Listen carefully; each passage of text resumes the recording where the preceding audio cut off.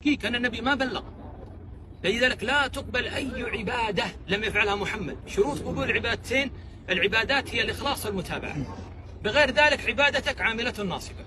ما الفرق بيننا وبين النصارى واليهود؟ إذا أصبحنا عبدنا الله وفق ما قال الشيخ أو وفق ما قال فلان. يا أخي حتى أبا بكر رضي الله عنه وأرضاه لم يثبت عنه أنه فعل عبادة من رأسه. الذي قال فيه محمد عليه الصلاة والسلام لو وزن إيمان الأمة في كفة وإيمان أبو بكر في كفة لرجح إيمان أبا بكر.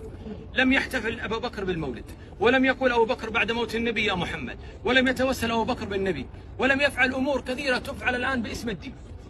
فالذي يفعل هذه الأمور يقول والله أبو بكر جهل هذا الخير، وعمر جهل هذا الخير، وعثمان جهل هذا الخير، وعلي جهل هذا الخير، والإمام الشافعي جهل هذا الخير، والإمام مالك جهل هذا الخير.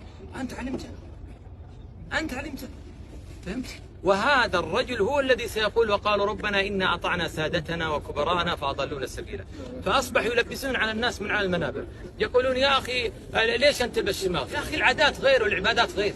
العبادات اكتملت بموت الحبيب، العادات إلى قيام الساعة. بعد يمكن 50 سنة ما تجد أحد يلبس هذا الشيء.